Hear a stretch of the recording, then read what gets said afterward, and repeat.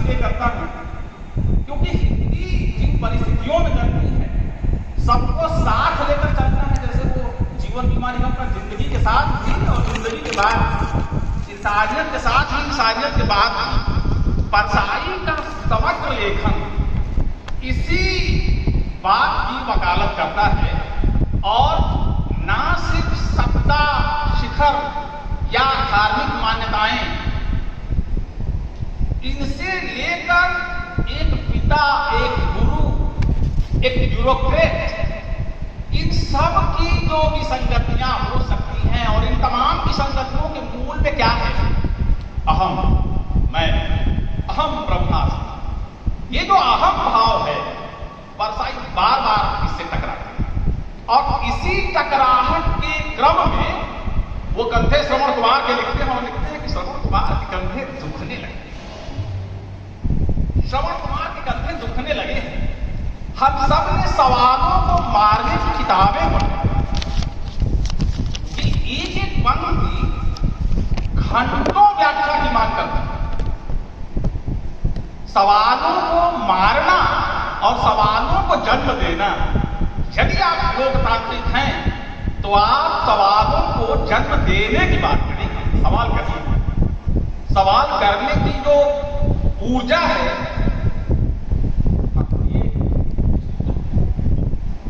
प्रदीप मिश्रा जी, हाँ बोलिए, उसकी गाड़ी वाला बता, ठीक है। हाँ, तो सवालों को, आपका गाड़ी वाला आ गया जी, सवालों को मारने की और सवालों को जन्म देने की, ये दो पक्ष है। आप अतीत में जाएंगे तो आप देखिए मान शांत प्रतिष्ठा, वाल्मीकि, आज कवि वाल्मीकि, जहां से शुरुआत हो रही है रचना यात्रा, रचना धर्मिता की, वो भी यही कह रहे हैं। किसके पर तरफ हैं? पहेली की तरफ है, शिकारी की तरफ है, या जिसका शिकार हो गया उसकी तरफ है।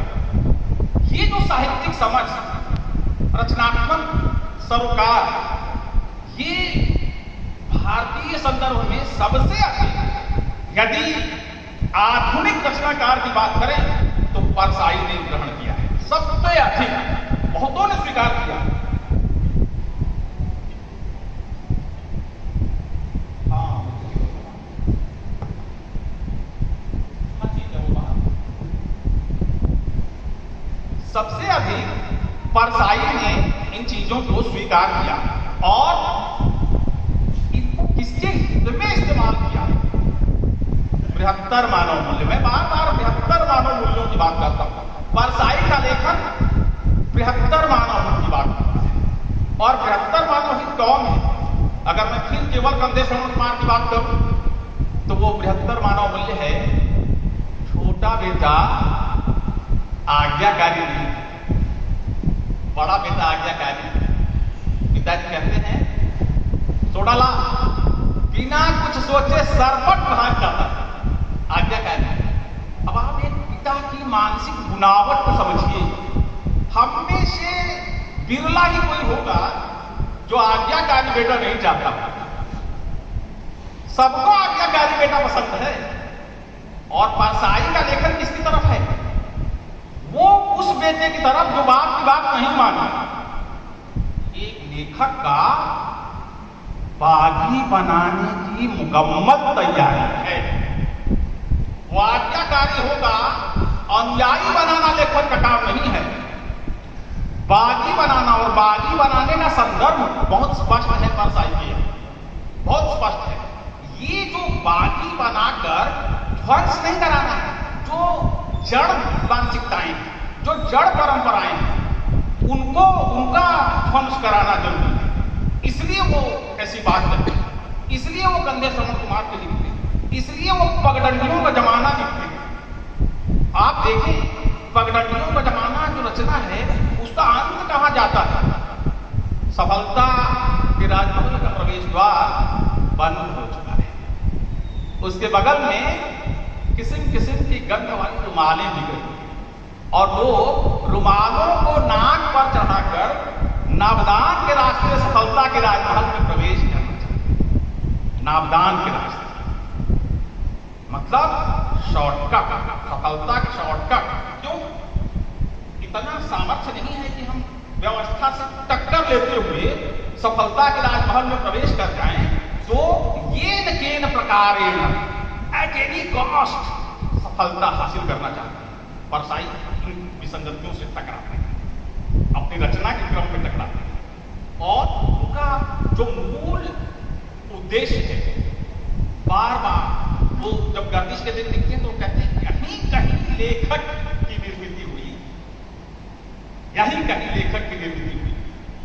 बार बार उसमें कहते हैं कि मुझे ये जहर मोहरा बहुत पहले मिल गया था, क्यों? जीवन के अनुभव से वो जहर मोहरा मिल गया, जिससे वो विसंगतियों से जूझने की ऊर्जा। तो अब ये क्या है, मतलब बहुत से अधिकांश जनसमूह, बृहत्तर मनुष्य इसी तरीके के संकट या संघर्षरत जीवन को जीने का अभ्यस्त है।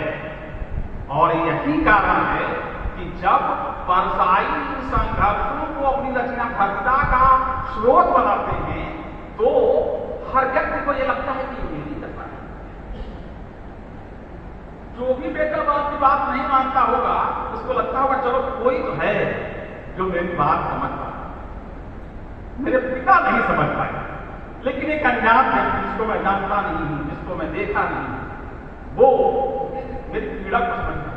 ये रचना का सौगात है, ये देखिए जीवन दृष्टि है, जिसको, और मैं बार बार जब सोचता हूं परसाई क्यों मुक्तिबोध से प्रभावित होते हैं, जब वो कहते हैं, जो परसाई मुक्तिबोध की यहाँ कोई कविता है अंतरे में, जिसमें वो कहते हैं अपने ख्यालों में जिंदा रहना, और उसके पहले कहते हैं दुखों के दागों को कमजोर समझना। ये जो दुखों के दाग है, दुख हमारी जिंदगी का चयन है, यह हमने चुना है। संघर्ष के रास्ते पर जब आप चल रहे हो, ईमानदारी के रास्ते पर चल रहे हो, तो ये दुख आपके हिस्से में आएगा ही आएगा। इसलिए कोई भी बड़ा रचनाकार आप उठा के देखिए, वो दरबारी लेखन करके बड़ा नहीं बनता, वो विद्रोही लेखन करके बड़ा। और विद्रोह किसका, विद्रोह किसके पक्ष में, ये बहुत साफ साफ है। वैष्णव की फिसलन, मुझे ये वैष्णव की फिसलन, मैं वैष्णव की जगह मुझे व्यंग्यकार नहीं, वैष्णव की फिसलन में बहुत हुआ आपको, जब मैं व्यंग्यकार की फिसलन को देखता कि कैसे फिसलते, और जब मैं ये देखता हूं ये रचनात्मक समझ मुझे बार बार आगाह करती है कि देखना बहुत मुश्किल है। जैसे मुश्किल है ना, बहुत कठिन है डगर पर, बहुत मुश्किल भरे रास्ते हैं, इन रास्तों पर फिसलने से खुद कोई बाहर का आदमी आपको नहीं रोकने आएगा, कोई समझे कोई अवतार लेगा या कोई आगे आपको बचा लेगा, नहीं। आप बचना चाहेंगे, बचने की कुव्वत रखेंगे, बचने के लिए तो कीमत अदा करनी है, वो देने के लिए तैयार है कि तभी बच पाएंगे, वरना कोई आपको बचने नहीं देगा, समाज आपको नहीं बचने देगा, परिस्थितियां आपको नहीं बचने देंगी, आपका आत्मबल ही आपको बचने देगा। तो अब आप करें क्या? परसाई, प्रेमचंद, मुक्तिबोध, ये सब एक परंपरा के लोग, और इसलिए परसाई प्रेमचंद के प्रेम लिखते हैं, मुक्तिबोध के नाम पर संतरणात्मक प्रबंध लिखते हैं, तुलसीदास परसाई के नाते हैं। जब वो अकाल उत्सव लिखते हैं तो आप देखिए अकाल उत्सव में वो जो प्रसंग आता है अकारण नहीं, प्रेमचंद की परंपरा के रचनाकार हैं। जैसे प्रेमचंद के यहाँ बिल्कुल सुगठित शिल्प है, सुगठित, एक एक लाइन पर पूरी कहानी चलती है। जैसे पंच परमेश्वर, क्या बिहार की तरफ से ईमान की बात ना कहेगा बेटा, इसे एक पंक्ति पर पूरी कहानी लिखती है। कफन इतना अधिक विधान है, जीते जी दिन को संघ अपने को कपड़ा न मिला, मरने के बाद कपड़ा, एक एक पंक्ति पर पूरी कहानी रचना। ये और रचना की बुनावट, बड़े घर की बेटी, आप उस रचना का अंतिम पंक्ति पढ़िए, बड़े घर की बेटियां ऐसी ही बिखरता घर सवार में, कितना तनाव बोलते हैं, जिंदगी के तनाव से रचना का तनाव घूम रहा है रचना का।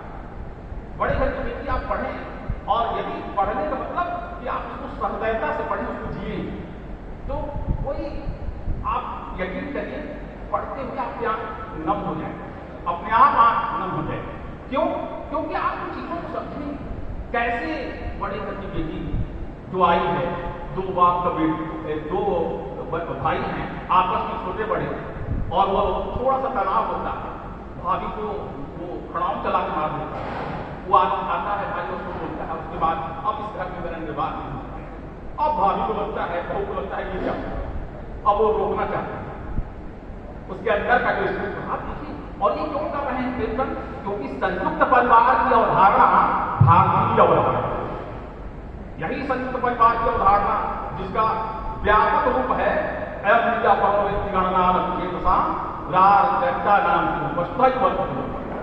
वसुधा ही परिवार, ये संयुक्त परिवार की अवधारणा के लिए अब इन सारी चीजों से ऊर्जा ग्रहण करते हैं परसाई, और जो भारतीय जीवन मूल्य हैं उनको आगे बढ़ाने का काम करते हैं। इसलिए वो बार बार बड़े मुद्दे को याद करते हैं, मुक्तिबोध को याद करते हैं, तुलसीदास को याद करते हैं, और जो जड़ मान्यताएं हैं, रूढ़ियां हैं, उनसे वो टकराते हैं, उनको वो तोड़ना चाहते हैं।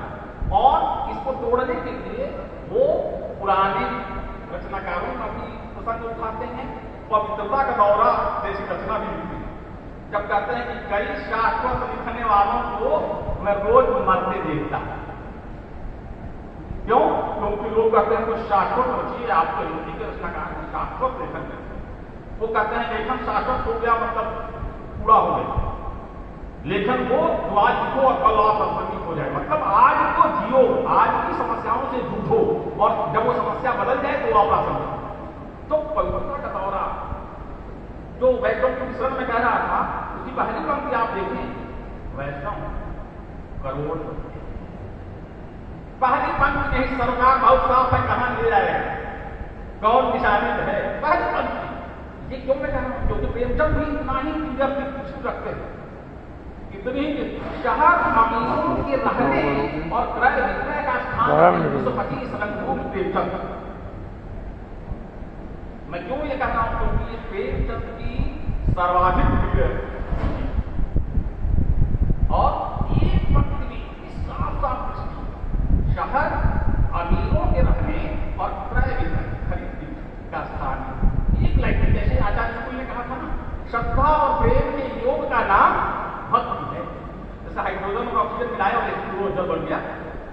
आप देखिए साहित्य है, कितना सूत्र में चीजें चल रही। इस सूत्र में आप कभी कह पाएंगे जब आपकी दृष्टि बहुत साफ, जब आपकी दृष्टि बहुत स्पष्ट हो।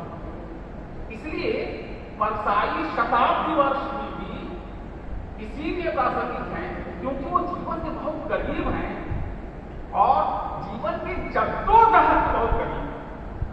तो जब जब आप जीवन में संघर्ष से जूझेंगे, जब जब आपका संघर्ष आपको एकाकी बनाएगा, तब तक परसाई, तुलसी, मुक्तिबोध ये सब प्रासंगिक है।